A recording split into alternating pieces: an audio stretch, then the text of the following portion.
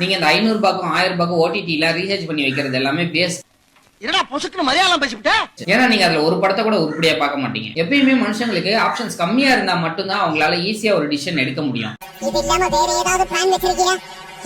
For example, நீங்க சாப்பிட உட்காரும் போது ஏதாவது ஒரு படம் பார்க்கலாம்னு ஓடிடி ஆப்பை ஓபன் பண்ணுவீங்க. அதுல நீங்க சாப்பிட்டு முடிக்கிற வரைக்கும் சும்மா ஸ்க்ரோல் பண்ணிட்டே இருந்துட்டு சரி சாப்பிட்டு முடிச்சிட்டோமே அப்படின்னு சொல்லி க்ளோஸ் பண்ணிட்டு எதிர்த்து போயிடுவீங்க. இந்த மாதிரி நிறைய பேர் பண்ணிருப்பீங்க. ஏன்னா இதை பேஸ் பண்ணி ஒரு ஸ்டாட்டிஸ்டிக்ஸே எடுத்திருக்காங்க. 95% ஓடிடி சப்ஸ்கிரைபர்ஸ் இந்த மாதிரி ஏற்படுற ஒரு கன்ஃபியூஷன்னாலேயே பார்த்த படத்தையே திருப்பி இன்னொரு தடவை கூட பார்த்துட்டு போறாங்களே தவிர புதுசா எந்த ஒரு டிசிஷனும் எடுக்காம அப்படியே க்ளோஸ் பண்ணிடுறாங்க. இது எதனாலன்னு கேக்குறீங்களா? பியூரிடன் எஃபெக்ட் அப்படின்னு ஒண்ணு இருக்கு. இத பியூரிடன் பாரடாக்ஸ்னு கூட சொல்லுவாங்க. ஓடிடி படங்களுக்கு மட்டும் இது பொருந்தாது. லைஃப்ல கூட உங்களுக்கு நிறைய ஆப்ஷன்ஸ் இருந்துச்சுன்னா உங்களால கரெக்டான ஒரு டிசிஷனை எடுக்க முடியாது. கம்மியான ஆப்ஷன்ஸை செலக்ட் பண்ணி வச்சுட்டு அதுல பெஸ்டானதை செலக்ட் பண்ண ட்ரை பண்ணுங்க. எல்லாத்தையும் அக்குமுலேட் பண்ணி வச்சுட்டு அதுல ஒரு பெஸ்ட்டை கண்டிப்பா உங்களால செலக்ட் பண்ணவே முடியாது. புரிஞ்சிருக்கும்னு நினைக்கிறேன். அப்புறம் நாளைக்கு பார்க்கலாம்.